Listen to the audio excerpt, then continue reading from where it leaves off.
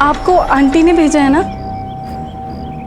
आप मेरी माँ की आत्मा से मेरी बात करा सकते हैं। आंटी ने कहा था कि मुझे आपके साथ कहीं जाना होगा, लेकिन पापा आधे पौन घंटे में आ जाएंगे। तो क्या आप मेरी माँ की आत्मा से यहीं पे बात करा सकते हैं?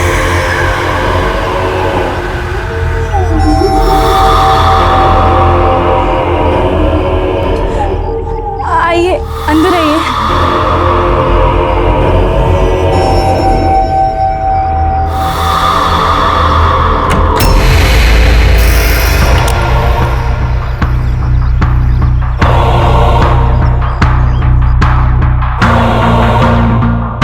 आंटी ने कहा था कि आप जो कहेंगे वही करना होगा। तो क्या ऐसे आंख बंद करके ध्यान करने से मेरी माँ की आत्मा सच्ची में आ जाएगी?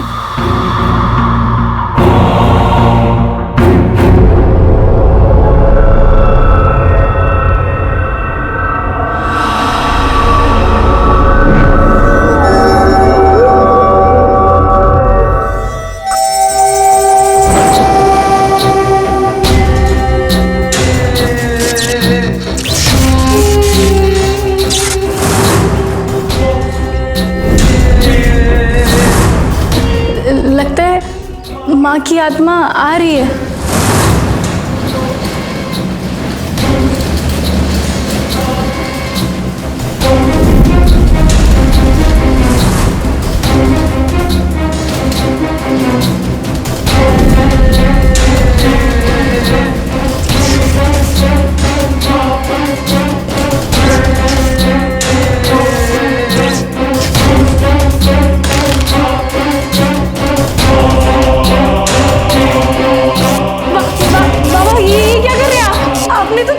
क्या आप मुझे मेरी माँ की आत्मा से मिलाएंगे?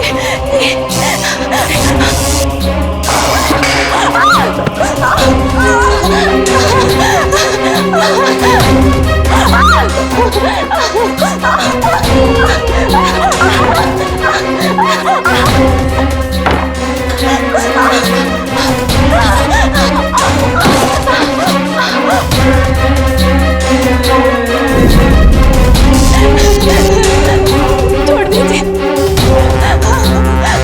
प्लीज मुझे मत मारो। ये आप क्या कर रहे हैं?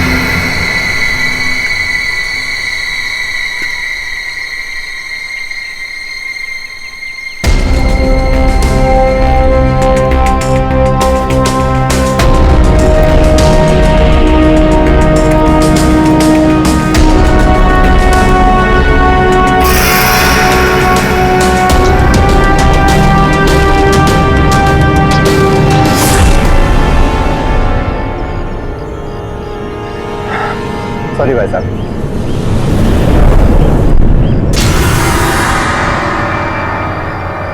खून खून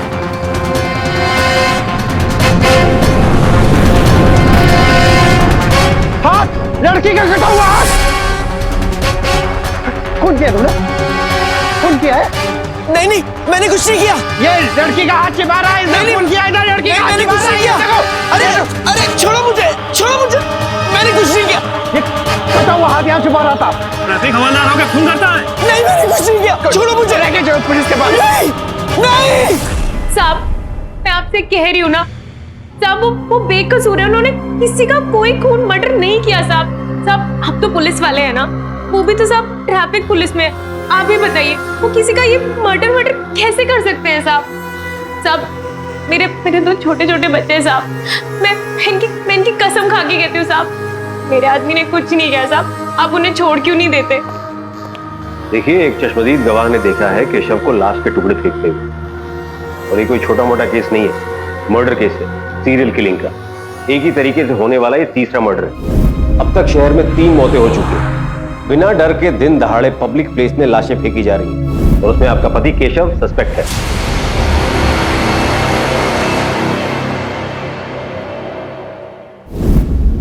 लाश के छोटे छोटे टुकड़े कर दिए गए थे, हमने इन्हें जोड़ के रखा है। देखो, हिम्मत रखना।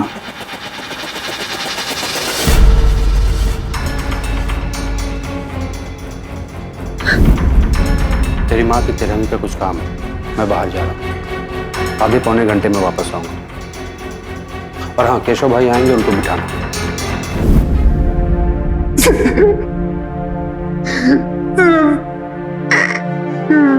मेरी बच्ची।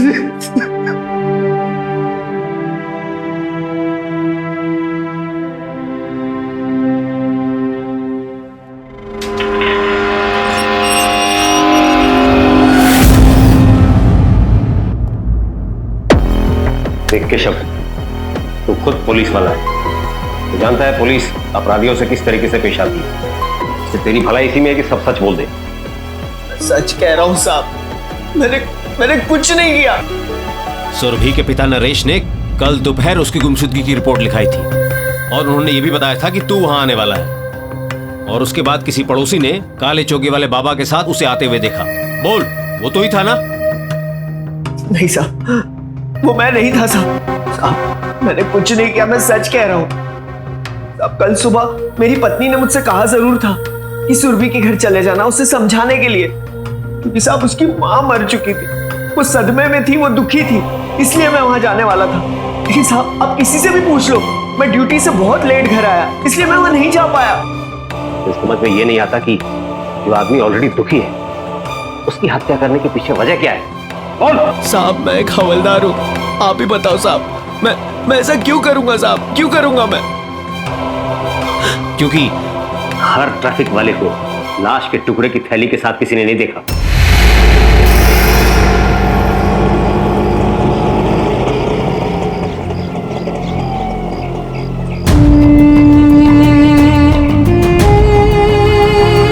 हवलदार केशव दिखने में तो भोला भाला था, लेकिन निकला कातिल है।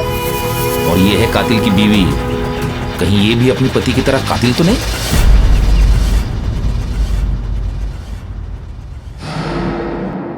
बाबा बन के पहले सुरभि के घर गया, फिर रवि के घर गया, फिर उन दोनों को बाहर लेकर गया और उनकी हत्या की। कितना मारोगे साहब? साहब, इससे जबरी जान ले लो साहब। मुझे फांसी पे चढ़ा दो साहब, लेकिन मैं झूठ नहीं बोल रहा हूँ। मैंने किसी को नहीं मारा साहब। तो सुरभि के लाश के टुकड़े फेंकने क्यों गया तू? अब क्या बोल रहे हो साहब? मैंने किसी को नहीं मारा साहब, सच बोल रहा हूँ साहब। अब उस दिन मैं ड्यूटी पे जा रहा था सुबह साहब, तो वहाँ पर कचरे के ढेर पे साहब मुझे एक बोरी नजर आई जो खून से लथपथ थी साहब।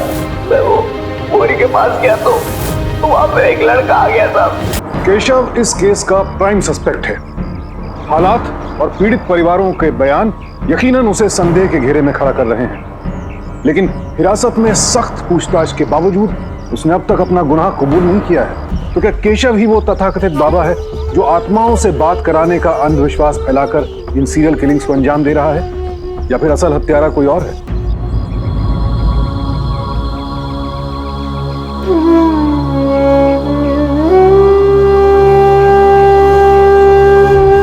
टीपू जी, तो अभी तक बाजार नहीं गया? शाम को चले जाओ। नहीं, अभी जा, तो अभी जा। ठीक।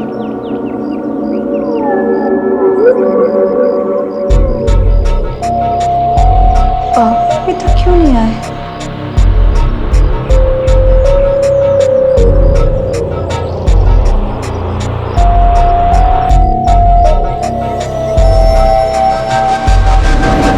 बाबा,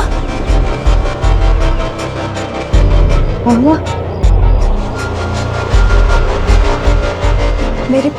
पति की आत्मा से बात कराएंगे ना? चलिए, कहाँ चलना है? ये करुणा भार्गव है, शाम 7 बजे से गायब है। इसका पति 4 दिन पहले एक एक्सीडेंट में मारा गया था। इसे काला चोगा पहने हुए एक बाबा के साथ जाते हुए देखा गया था। मुझे शक है कहीं ये सीरियल किलर का अगला शिकार न बन जाए। इसका मतलब सर केशव इस सीरियल किलिंग में इन्वॉल्व नहीं है। एक काम करो, करुणा की फोटो अपने नेटवर्क में जितने भी खबरी हैं उन सबके पास भेज दो और सबको इत्तला कर दो। जिसे भी दिखे तुरंत इन्फॉर्म करें। जी सर।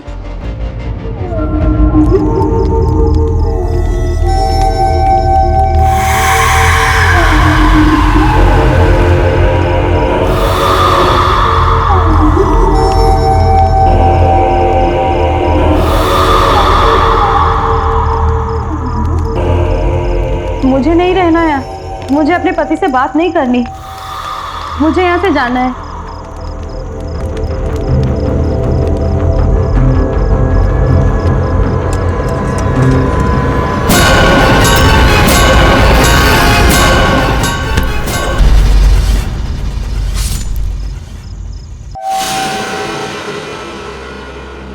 करुणा पति की मौत के बाद काले चोगे वाले बाबा के साथ गायब होगी और फिर उसकी लाश को छोटे छोटे टुकड़े करके फेंक दिया गया। सर मोडस ऑपरेंडी से लगता है ये भी उसी किलर का काम है।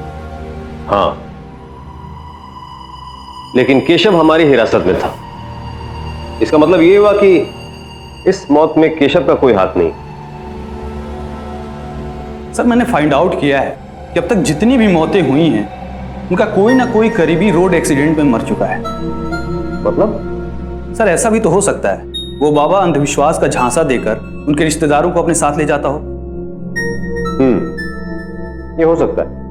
शहर में जितने भी बाबा हैं उन सबको थाने बुला लो और हाँ, अभी के लिए उस केशव को छोड़ दो। जी सर। लो भाई, ये तो जेल से छूट के आ गया।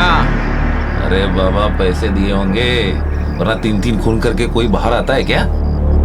यही है वो खूनी जिसने मेरी बीवी को भी मारा है। यही है मौत। नहीं भाई,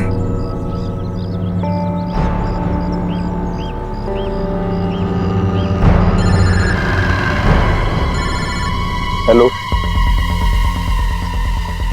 एक्सीडेंट हुआ है? ठीक है, मैं आता हूँ एम्बुलेंस लेके।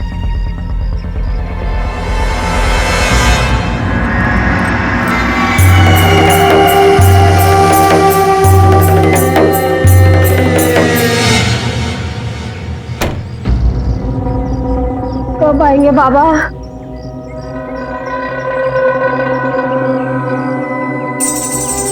बाबा आ गए?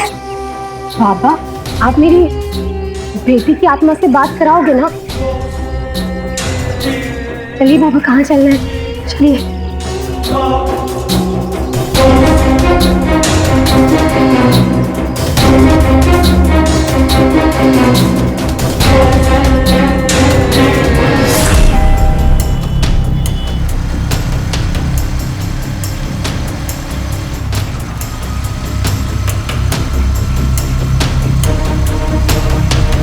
सच कह रहा हूँ साहब, मैंने कुछ नहीं किया साहब, सच बोल रहा हूँ साहब। अरे वरुण के डैडी ने 3 मर्डर किया हुआ है। बोला हुआ है ना, उस हत्यारे के बच्चों के साथ खेला नहीं करते।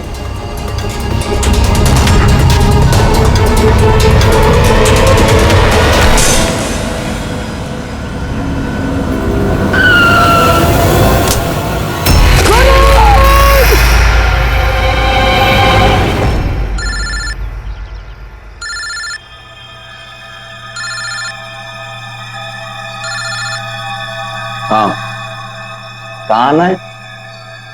ठीक है, आता हूँ। क्या हुआ भाई? क्या होगा? तेरे को मालूम नहीं मुझे फोन क्यों आते हैं? बार बार एक ही सवाल पूछती रहती है। फिर भी बताओ तो सही, कोई एक्सीडेंट हुआ क्या? कहाँ हुआ? एक बच्चे का एक्सीडेंट हुआ है स्कूल वाले रोड पे। तो बच्चा मर गया क्या? मेरे को मालूम नहीं।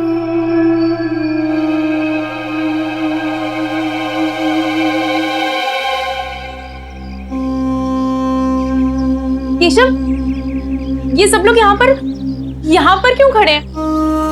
तुम तुम इतनी जल्दी वापस कैसे आ गए? तुम तो वरुण को स्कूल छोड़ने गए थे ना? वरुण कहाँ है? वरुण, केशव क्या हुआ है? तुम रो क्यों रहे हो? कुछ कहोगे? सिया बेटा, क्या हुआ? सिया बेटा रो क्यों रही है? बेटा आपके साथ भैया गए थे ना? कहाँ गया वरुण? बोलो ना सिया, बेटा बोलो ना, वरुण कहाँ है? केशव ये रो क्यों रही है?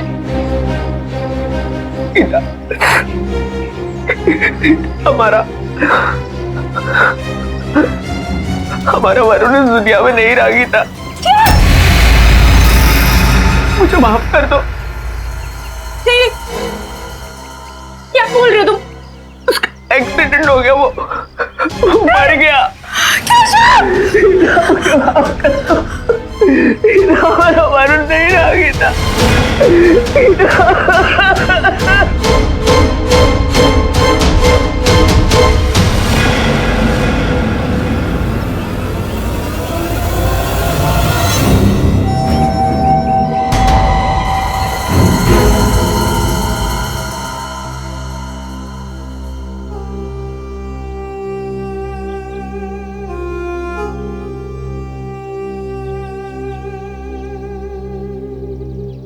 गीता, तुम्हारी मनपसंद सब्जी बनाई, ये लो। नहीं केशव, मुझसे नहीं खाया जाएगा, मुझसे नहीं होगा केशव, प्लीज। भाई साहब, लाइए मैं खिला देती हूँ भाभी को। आपने शायद मुझे पहचाना नहीं, मैं आपके मोहल्ले में ही रहती हूँ। यही है वो खूनी जिसने मेरी बीवी को भी मारा है। यही है वो हत्यारा। भैया, मैं उस दिन के लिए माफी चाहती हूँ। लाइए।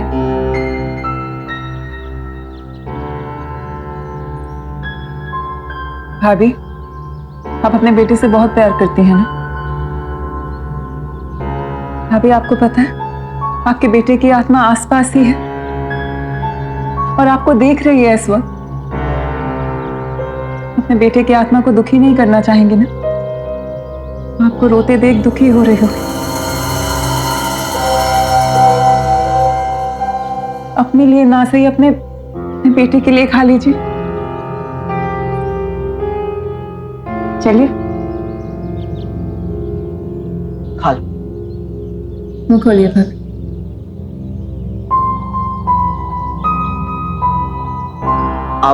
आप इनके साथ रहिए, मैं सिया के लिए दूध गर्म कर लेता हूं। चलो बेटा।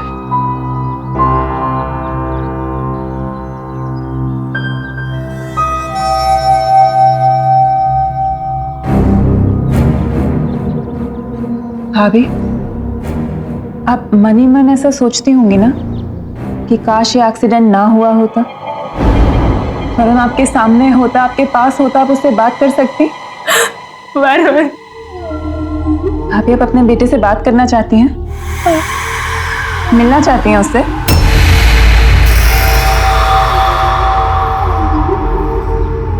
हाँ, ऐसा हो सकता है? भाभी, मैं एक बाबा को जानती हूँ, तो आपके बेटे की आत्मा से आपकी बात करा दे।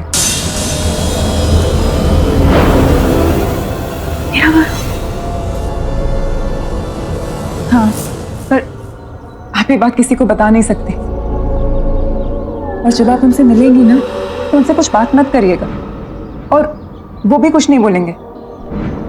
बस वो जहां बोलेंगे वहां चली जाना, और जैसा बोलेंगे बस वैसा कर लेना, ठीक है भाभी?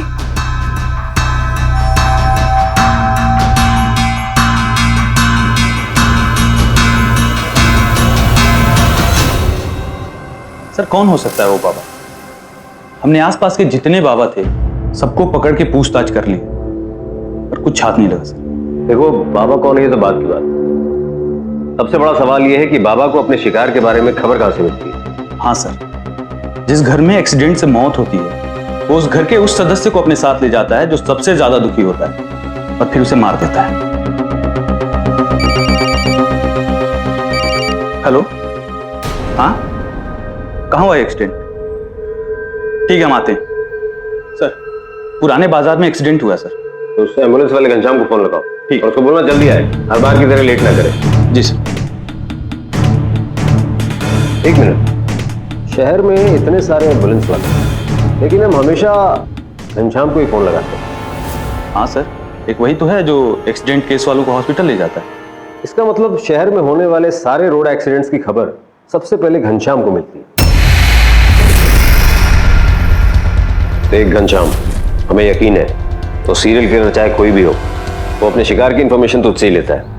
इसलिए बता दे कि तुझसे कौन एक्सीडेंट केस के बारे में पूछताछ करता है। नहीं साहब, ऐसा तो कोई नहीं। तो फिर उस सीरियल किलर को कैसे पता चलता है? इसका मतलब वो किलर तू ही है। सर आप क्यों मेरे भाई पे शक कर रहे हैं सर? जबकि उस सीरियल किलर ने पहला मर्डर मेरी अपनी भाभी का किया था। प्लीज मेरे भाई को छोड़ दीजिए, उसने कुछ नहीं किया। एक घनश्याम, अच्छे से याद करने की कोशिश कर कि कोई किसी भी तरीके से किसी किस्म की इंफॉर्मेशन एक्सीडेंट केस के बारे में तुझसे लेता है तो तुरंत हमें इन्फॉर्म करेगा। ये बहुत सीरियस केस है। काले चोगे वाले बाबा का पकड़ा जाना बहुत जरूरी है।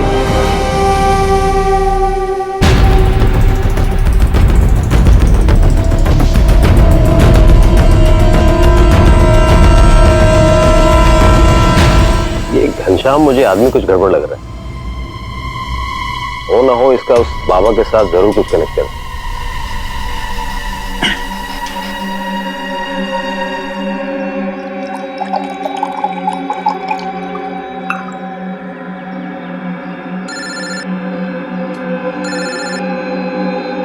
हेलो। अच्छा ठीक है। क्या हुआ भाई, कोई एक्सीडेंट हुआ क्या? एक्सीडेंट होता तो मैं इधर बैठा रहता।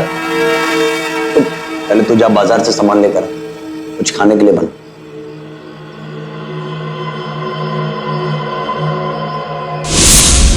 देख घनश्याम, हमें यकीन है तो सीरियल किलर चाहे कोई भी हो, वो अपने शिकार की इंफॉर्मेशन तुझसे ही लेता है। ठीक है, आता हूं। क्या हुआ भाई, कोई एक्सीडेंट हुआ क्या? कहाँ हुआ?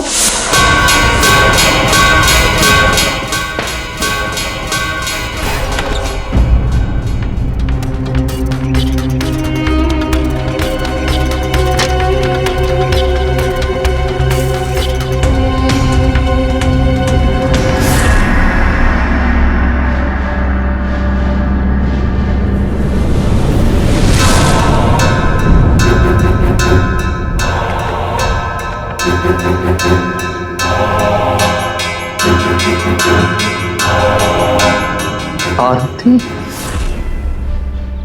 भैया,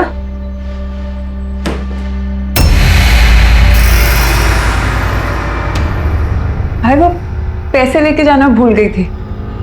पर आप मेरे कमरे में क्या कर रहे हैं भाई? हर बार जब भी मुझे फोन आता है पूछती है कि किसका एक्सीडेंट हुआ, जिंदा है कि मर गया।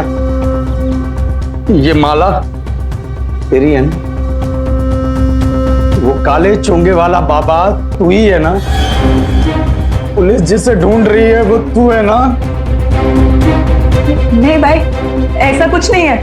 मैं आपको बताती हूँ कि क्या है। आप क्या मैं? तू ही है ना जिसने तुम चारों लोगों को मारा है? तू ही खूनी है ना?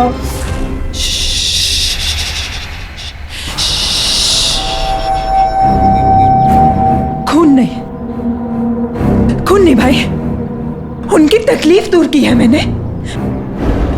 मैं तो अच्छा काम कर रही हूँ। मैं लोगों को उनकी तकलीफ से मुक्ति दिलाती हूँ भाई।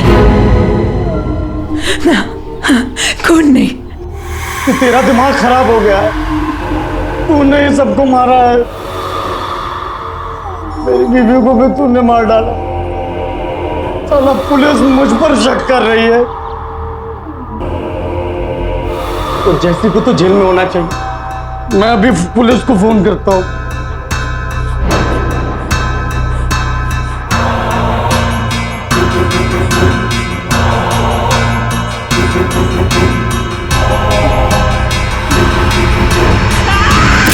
अच्छा काम कर रही हूँ, मैं लोगों को मुक्ति दे रही हूँ।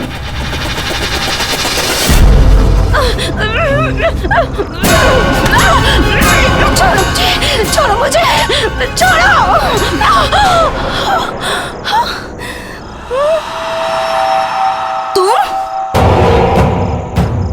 तुम बाबा नहीं हो?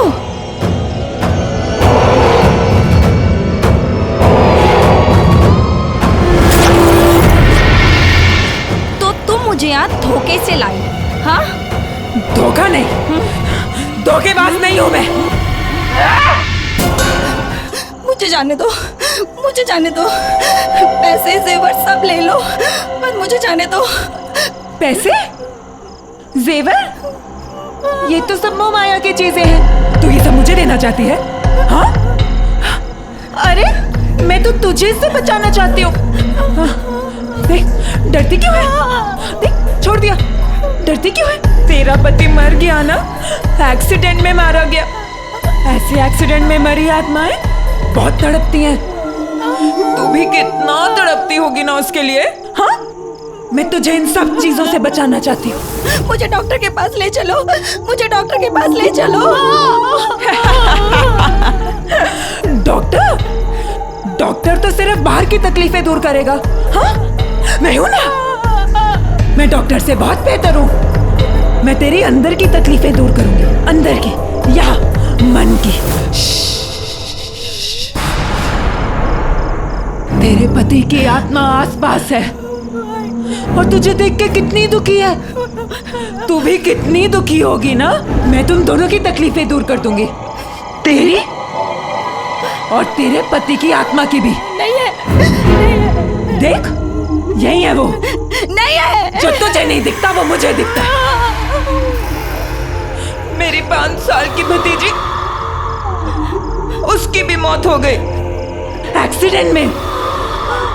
मेरी भाभी कितना रोई, कितना तड़पी थी उसके लिए। मेरी भतीजी की आत्मा भी इतना तड़पी। मैंने पता क्या किया?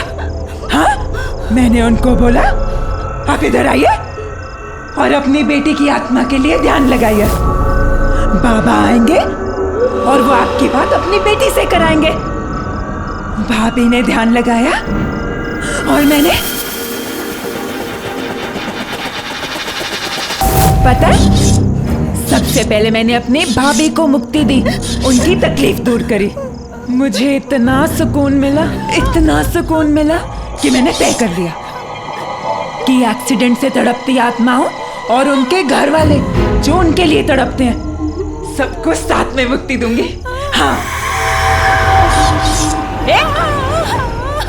पगली, भागती कहाँ? सुख शांति से भला कौन भागता है पगली? मेरी बातों पे यकीन नहीं है? हाँ, पता है, तेरे जैसा ही ना एक और आदमी था, रवि। वो भी अपनी बीवी के एक्सीडेंट से बहुत दुखी था, उसकी आत्मा के लिए तड़पता था। भाई साहब, आप अपनी बीवी की आत्मा से बात करना चाहते हैं क्या? ऐसा हो सकता है क्या? हाँ, बिल्कुल हो सकता है। मैं बाबा को जानती हूँ जो आपकी मदद कर सकते हैं। और फिर सुरभि को भी मैंने उसकी माँ की आत्मा से मिला दिया। मुझे एक माँ को मुक्ति दिलानी है। मैं अभी आई। कहीं मत जाना, कहीं मत जाना।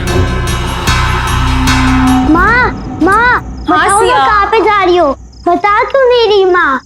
देख बेटा, मैं आज तेरे भाई से मिलने जा रही हूँ। भाई से? हाँ, वरुण से। मैं ना वरुण से मिलूंगी, उसे ढेर सारी बातें करूंगी और उसे कहूंगी कि मेरी कोख से फिर से पैदा हो। उसके बाद ना मैं उसे कहीं नहीं जाने दूंगी, उसे अपने सीने से लगा के रखूंगी। देखना सिया, सब कुछ पहले के जैसे ना ठीक हो जाएगा। लेकिन सिया, ये बात पापा को नहीं बताना। हाँ, नहीं बताएगी ना मेरी बच्ची?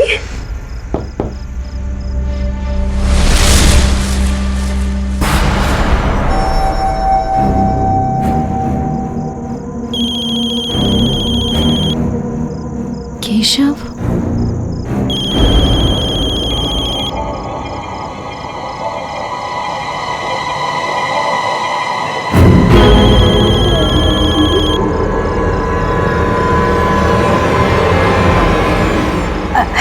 हेलो गीता, कहाँ हो तुम? इतना टाइम क्यों लगा दिया फोन उठाने में? वो मैं कहीं जा रही थी। जा रही हो? कहाँ जा रही हो? किसी जरूरी काम से जा रही थी। मैं बस थोड़ी देर में आती हूँ। ओके केशव? अरे नहीं, कहीं मत जाओ। देखो गीता, कहीं मत जाओ। जब तक मैं नहीं घर आता तुम घर पे ही रहो। मैं आ रहा हूँ थोड़ी देर में, समझी तुम? मैं आ रहा हूँ।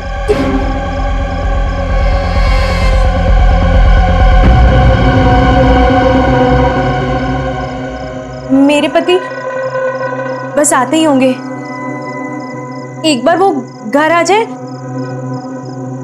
फिर मैं आपके साथ चलती हूँ।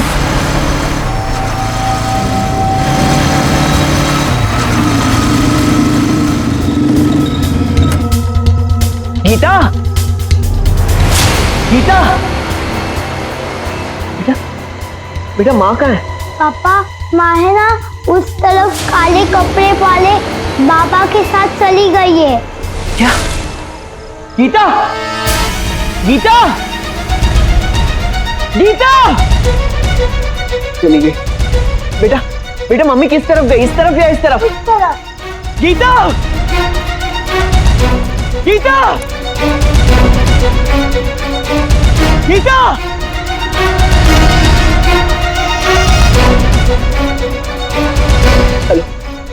Hello police station. मैं केशव तोमर बोल रहा हूँ सर। वो जो खूनी बाबा है ना सर, वो मेरी पत्नी गीता को घर से उठाकर ले गया सर। क्या? देखो केशव, तुम बिल्कुल चिंता मत करना, हम तुम्हारी बीवी को कुछ नहीं होने देंगे। जी सर। जनार्दन, एक काम करो, वायरलेस इन्फॉर्म कर दो। काले चोगे वाले बाबा के साथ अगर कोई औरत देखी जाए तुरंत इन्फॉर्म करें।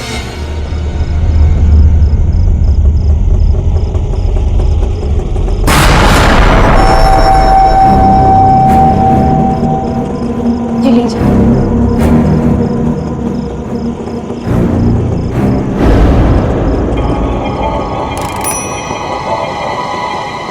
बाबा, आप मेरे बेटे से मेरी बात करवाएंगे ना?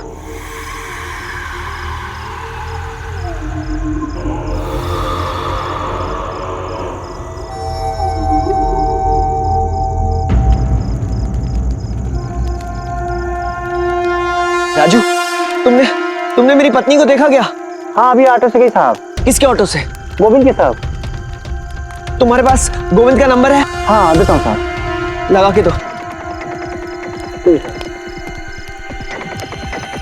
हेलो गोविंद। हाँ साहब। हाँ, मैं ट्रैफिक पुलिस से केशव बोल रहा हूँ। बोलिए साहब। मेरी पत्नी तुम्हारे ऑटो में है क्या? अभी तो उनको बाईपास के पास छोड़ा। क्या? अच्छा, उसके साथ कोई काले जोगे वाला बाबा था क्या? हाँ साहब, था ना। अच्छा ठीक है।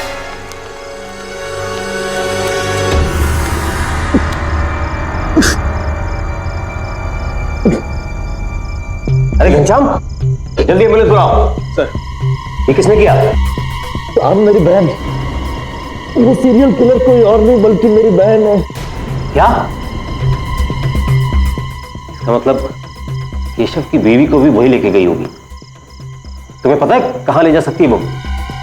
साहब, हमारा एक पुराना मकान है बाईपास के पास बने जंगल में, शायद वो वही लेकर गए।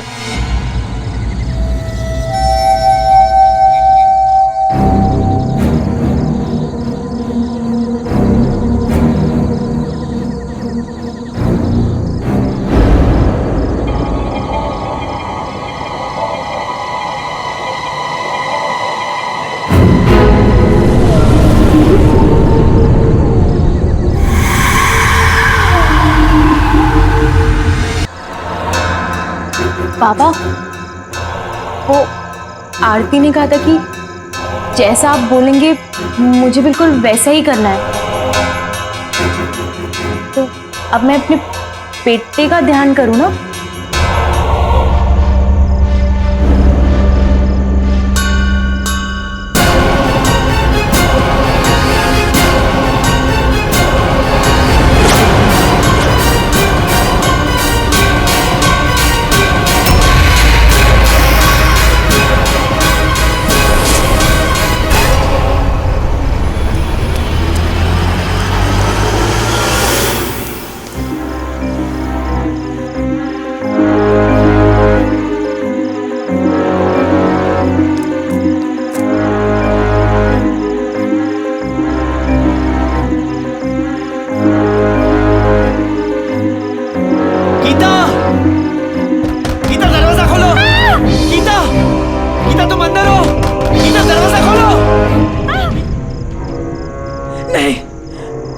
छोड़ो मुझे इसको मुक्ति दिलानी है। गीता, गीता तुम ठीक हो?